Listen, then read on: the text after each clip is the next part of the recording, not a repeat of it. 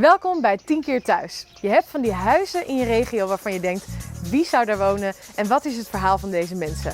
Nou, je gaat natuurlijk niet zomaar aanbellen, denk je, maar wij doen het wel.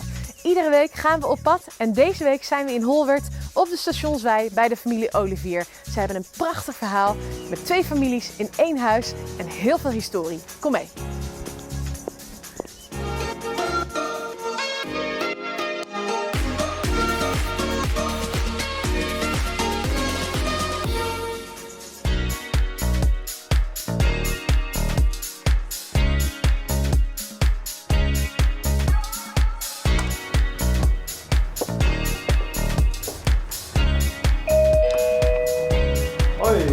Welkom op de Stationswei, kom erin.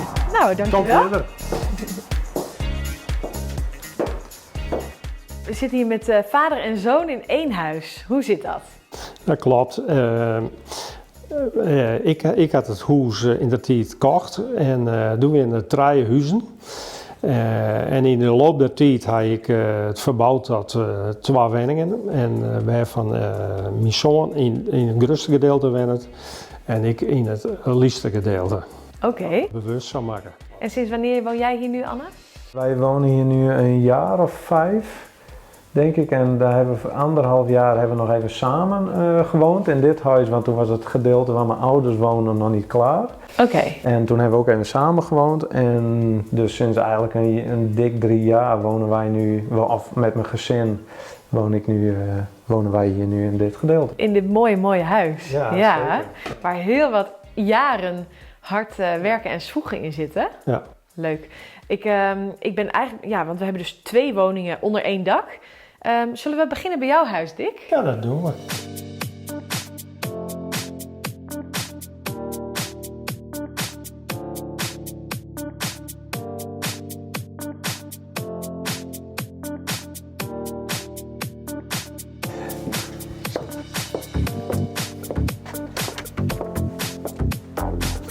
Leuk. Nummer 21. Ja. Nou, dankjewel.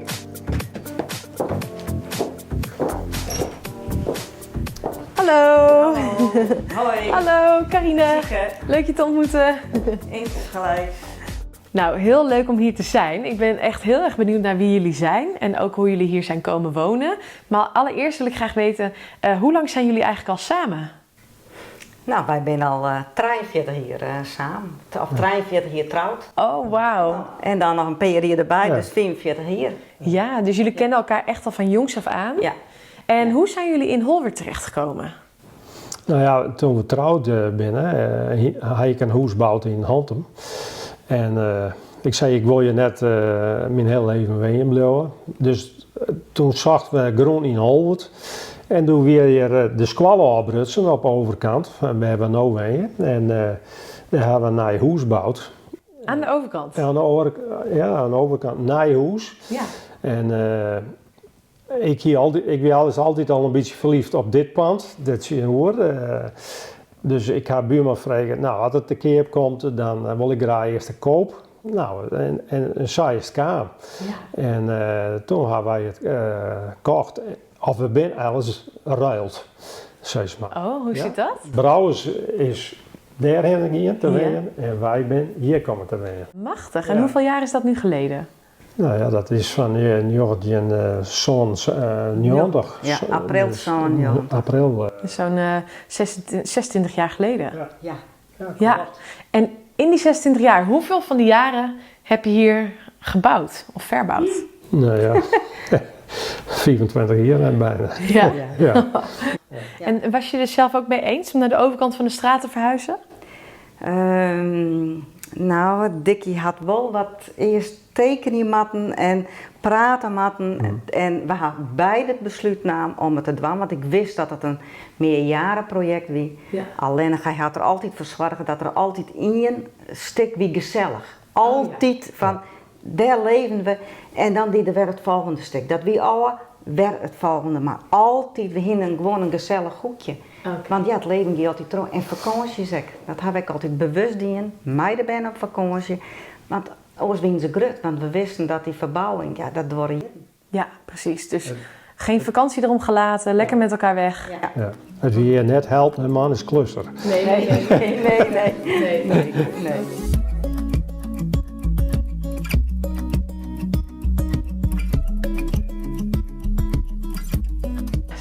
Hey Anne. Hoi. Leuk man, wat een mooi huis heb je. Ja, dat vinden wij ook, ja. Ik ben wel heel benieuwd, wat ben je eigenlijk voor type? Hoe zouden andere mensen jou nou omschrijven? Ik denk betrokken, enthousiast, vrolijk, maar ook zeker wat eigenwijs. En dan zegt mijn vrouw altijd, haal dat water maar voor weg. Dus eigenwijs en ja, ik praat ook wel veel, denk ik. Gezellige prater. Ja, dat ben ik. Leuk. Ja. En je bent meester, Ja, of klopt. niet? Ja, Vertel het. Ja, op speciaal onderwijs in Den Bouden.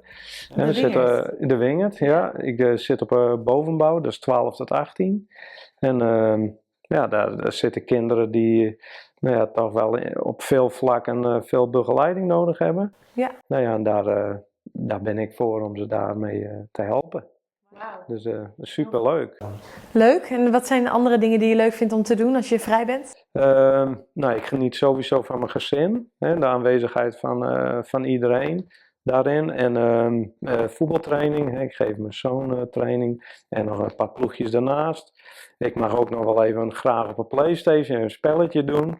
En krantje lezen met een bakje koffie, want tenslotte, ik word ook al een beetje ouder natuurlijk. Hè.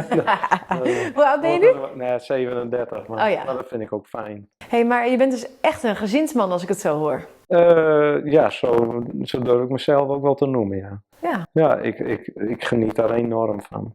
En daar maak je ook veel tijd voor. Want bijvoorbeeld als ik naar je vader kijk, die was altijd aan het werk, of niet?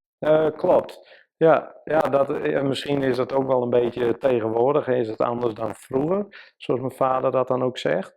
Alleen, ik probeer wel zoveel mogelijk ook alles bij de kinderen om daar betrokken bij te zijn. En dus een oudergesprekje wil ik bij zijn. Bij de sporten die ze doen wil ik bij zijn. En daar wil ik alles in meemaken eigenlijk. Ja, en daar geniet ik enorm van. Je hebt 2 kinderen? We hebben 2 kinderen. Hoe heten ze? Dochter Ismee van 11 en een zoon van 8, Mike. En we hebben nog een pleegdochter die om de 3 weken ongeveer bij ons in het gezin meedraait in het weekend, zeg maar. Wat bijzonder. Ja. Kun je daar wat meer over vertellen? Jazeker. Ja, het is ontstaan eigenlijk vanuit school waar ik haar ontmoet heb, zeg maar.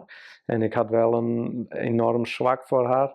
En dat heb ik bij alle kinderen hoor. Dat het raakt je vrij snel, zeg maar. Maar dan moet je ook wel weer natuurlijk professioneel zijn. Alleen bij haar hadden wij heel erg van, ja, hier willen wij meer mee doen, zodat we haar ook een gezin kunnen bieden, zeg maar. En ja, zo is het eigenlijk begonnen. Wat mooi. En zo hebben we eigenlijk haar echt erin opgenomen in ons gezin met de kinderen. Je vrouw en jij en de kinderen. Ja, absoluut. Mooi zeg. Ja. Dus ze gaat ook mee met vakanties? Ze gaat mee op vakanties. Feestdagen draait ze mee eigenlijk. Met Sinterklaas wordt ze meegenomen natuurlijk. Wat bijzonder man. En, dat is echt niet. En onze kinderen, die matchen ook helemaal met haar. En dat is superleuk. En Iemtje, mijn vrouw ook. Die klik is helemaal prachtig. daar. Dus ze past er helemaal tussen. Helemaal tussen, ja.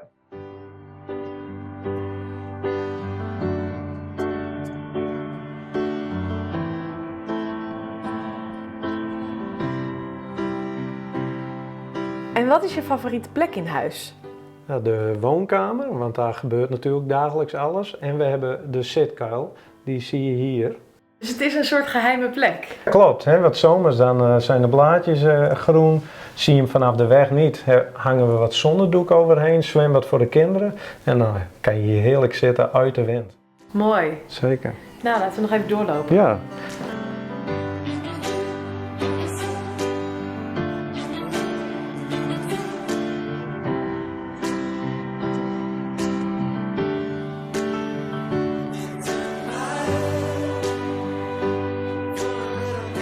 Eigenlijk, Anne, heb jij het best wel lekker voor elkaar.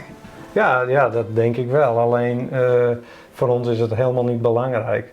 Geld speelt bij ons geen rol.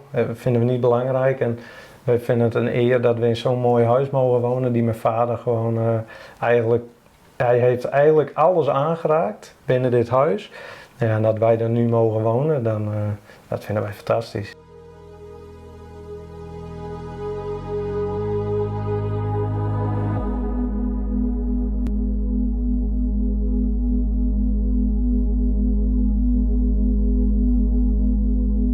Nou, we gaan naar een verrassing en dat is hier beneden een gevangenis.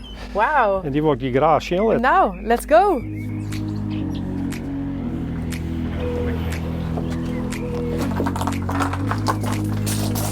Nou, hier stappen we binnen. Jongen. En, daar zit een gevangenis.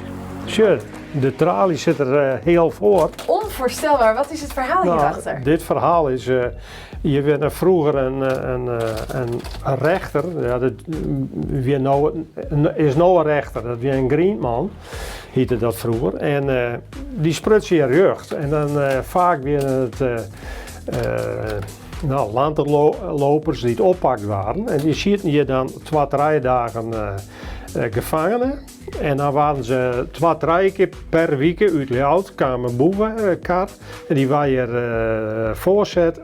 En dan waren ze naar de gevangenis in Leeuwarden gebracht. Een boevenkar. Ja, een boevenkar. Geweldig. Ja, Ja. met paarden waren. En laten we even kijken hoe ze daar dan zaten. Ik vond het wel heel bijzonder. Nou ja, het is heel iets. Ik vind het alles onvoorstelbaar, maar ja, als je de kist van Sjen, ze werden vroeger een heel stuk liedser. Nou, je ziet soms 2-3 gevangenen. Ja. Maar hier weer de uskamer, of werd aan en Iemke nog een. Daar waren rugtsprutsen.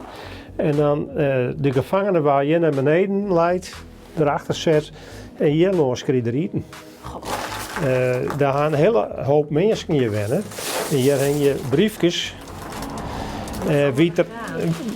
Wie er al je wennen had, er had nog volle meer wennen. Maar er had een predikant, er had een dominee werkt, een wagenmaker, die weer van mij, mijn tijd, en een gardenier. Dat weer hier lag een hele stuk groen achter. Dus dat is wel leuk.